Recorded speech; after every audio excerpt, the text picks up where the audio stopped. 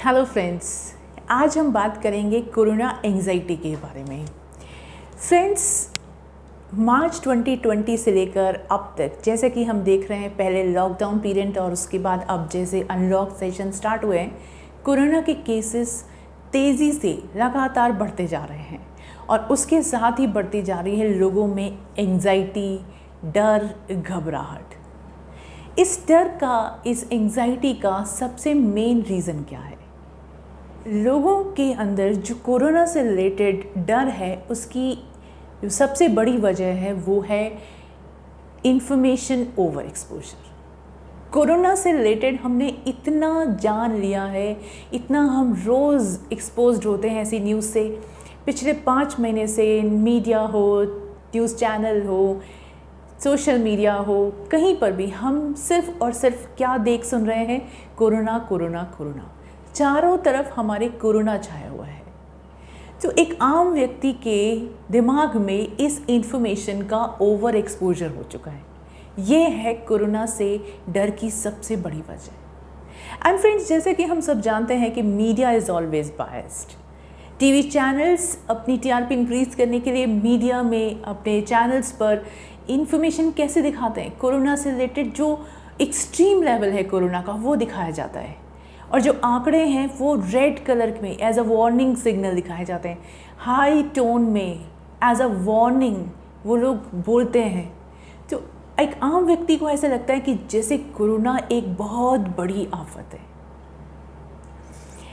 Corona के patients की death से जुड़ी इंफॉर्मेशन, उनके विजुअल्स इतने हॉरिबल फॉर्म में मीडिया में दिखाए जा रहे हैं कि एक व्यक्ति अपने आप को बेचैन महसूस करता है। और जब अनलॉक सेशन के बाद में कोरोना हमारे आसपास तक पहुंच गया है तो एक व्यक्ति बहुत डरा हुआ है। उसे ऐसे लगता है कि कोरोना अगर मुझे हो गया तो मेरा क्या होगा। एंड कई बार ये एंजाइटी पैनिक अटैक तक का रूप ले लेती है। तो व्यक्ति कोरोना से नहीं मरेगा, उसके डर से वो पहले मर रहा है। वो अपनी लाइफ को पीसफुली नहीं जी पा रहा है। लोगों का मेंटल सेट डिस्टर्ब हो गया है, उनकी लाइफ में ईज़ नहीं है। तो ये क्या चीज़ है?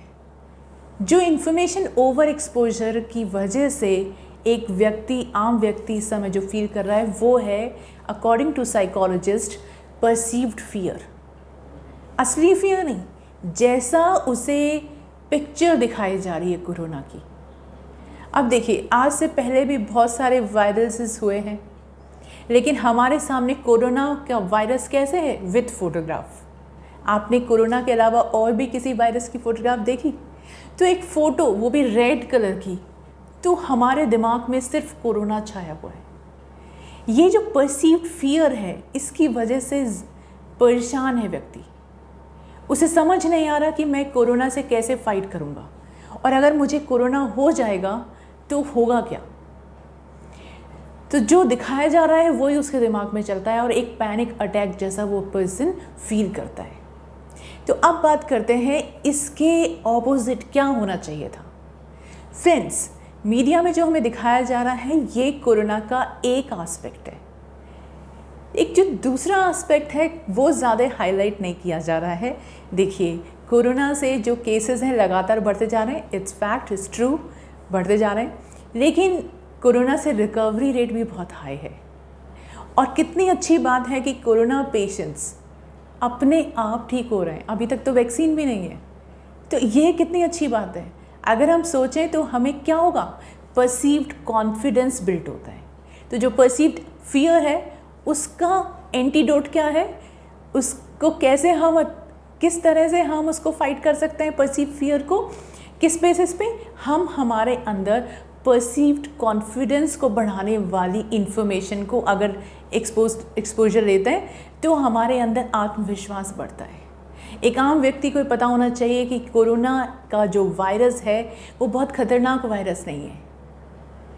जैसे निमोनिया का वायरस होता है वैसे ही कोरोना का वायरस है। और सच्चाई क्या है कि जैसे निमोनिया किसी भी स्वस्थ व्यक्ति को होने की पॉसिबिलिटी बहुत कम होती है, तो वैसे ही एक स्वस्थ व्यक्ति सावधानी रखे तो कोरोना पहली बात तो होगा ही नहीं। और दूसरी बात, जैसे स्वस्थ व्यक्ति को निमोनिया होने की पॉसिबिलिटी बहुत रेयर है, लेकिन अगर हो भी जाए तो एक हेल्दी पर्सन निमोनिया से बहुत आसानी से फाइट कर सकता है। ठीक वैसे ही कोरोना से लोग अपनी इम्यूनिटी के बेसिस पे ठीक हो रहे हैं। कितनी अच्छी बात है।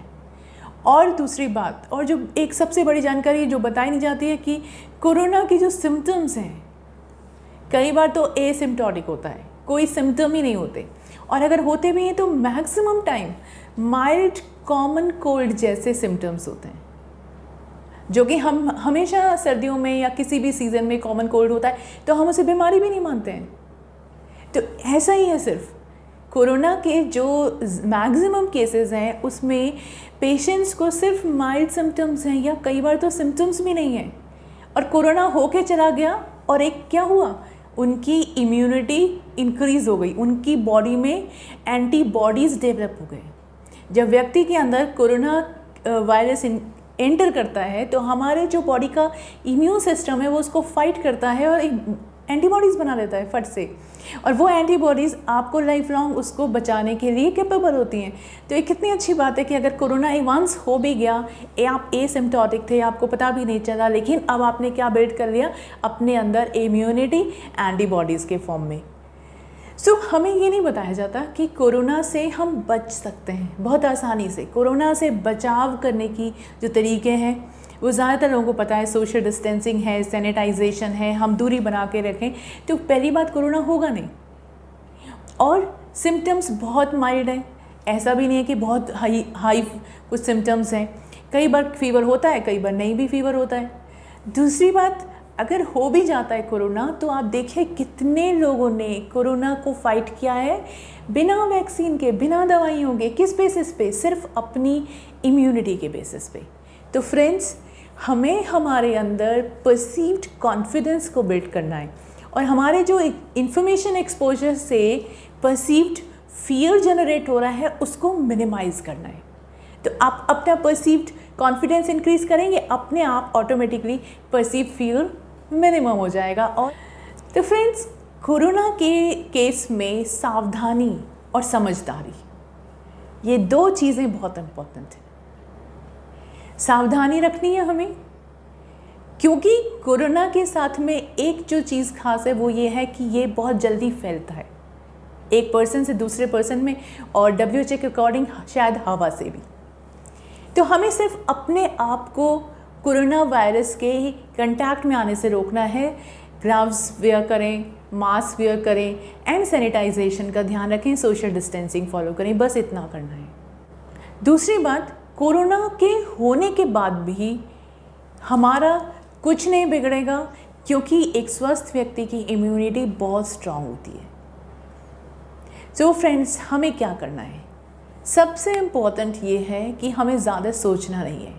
देखिए, ओवर थिंकिंग हमारे ब्रेन को हमेशा कंफ्यूज कर देती है। हमारा जो रैशनल माइंड है आराम से सोच सकता है, लेकिन अगर हम ओवरलोड कर दें इन्फॉर्मेशन का तो वो पजल्ड हो जाता है, कंफ्यूज हो जाता है, अनसर्टेनिटी डेवलप हो जाती है, और फिर वो इमरजेंसी मोड पर डाल देता है अपने आप को। और जो हमारे सिंपैथेटिक अराउजल हैं, पैनिक सिम्टम्स हैं, एंग्जाइटी सिम्टम्स हैं, वो डेवलप हो जाते हैं। तो दिमाग को ठंडा रखें, कम सोचें कोरोना के बारे में, और अगर हो सके तो कोरोना से रिलेटेड कोई भी इंफॉर्मेशन एक्सपोजर कुछ दिनों के लिए नहीं लें। जितना हमने जानकारी चाहिए थी, हम सबको उतनी सफिशेंट इन्फॉर्मेशन मिल चुकी है इन 5 महीनों में। तो अब हमको सिर्फ अपने आप को बहुत कूल एंड काम एंड रिलैक्स रखना है। दूसरी बात जो कि हमको ध्यान रखनी है कि ज़्यादातर लोग अगर खाली बैठे हैं घर में तो उन्हें डर ज़्यादा लगता है। जो लोग काम कर रहे हैं, जो काम पे जा रहे हैं बाहर, जिनको एक्सपोजर है, उनसे ज़्यादा जो लोग घर बैठे हैं उनको क्यों है? क्योंकि वो खाली हैं, कुछ कर नहीं रहे। तो अपने आप को बिज़ी रखिए, कुछ क्रिएटिव करिए, कुछ रिलैक्सिंग करिए, जो आपको पसंद हो करिए, और अपने आप को एक रूटीन में बांध के रखिए, फ्री ज़्यादा ना रहे। अपनी इम्यूनिटी का खास ख्याल रखें, हेल्दी डाइट लें, फूड लें, न्यूट्रिशंस, और बहुत आराम से सोएं। नींद लेना बहुत ज़रूरी है। अगर हम कम नींद लेते हैं, कम सोते हैं, तो हमारा दिमाग थकान महसूस करता है, और वो बहुत सारी जो चीज़ें हैं जिन पे अच्छी तरह से सोचना चाहिए उनको वो सोचना छोड़ देता है और एंजाइटी सिम्टम्स डेवलप हो जाते हैं, कन्फ्यूजन होता है, इरिटेशन होता है, फ्रस्ट्रेशन होता है। तो दिमाग को रेस्ट देने के लिए प्रॉपर नाइट टाइम स्लीप ज़रूरी है। तो फ्रेंड्स, आप भी इस इन्फॉर्मेशन को ध्यान रखिए और इस इन्फॉर्मेशन को जितने मैक्सिमम लोगों तक भी पहुंचाइए कि हमें कोरोना से डरना नहीं है, सावधानी और समझदारी, बस सिर्फ इस बेसिस पे हम कोरोना को हरा सकते हैं। इसलिए कूल रहिए एंड कॉन्फिडेंट रहिए। कमेंट करके बताइए कि आपने कितने लोगों में परसीव्ड कॉन्फिडेंस को बिल्ड करने में उनकी हेल्प की। तो परसीव्ड कॉन्फिडेंस बिल्ड करिए, सावधानी और समझदारी, इस बेसिस पे हम कोरोना को हरा सकते हैं। तो आज की वीडियो में इतना ही। नेक्स्ट टाइम फिर एक इंटरेस्टिंग टॉपिक के साथ में मिलते हैं। तब तक goodbye, thanks for your time and keep watching.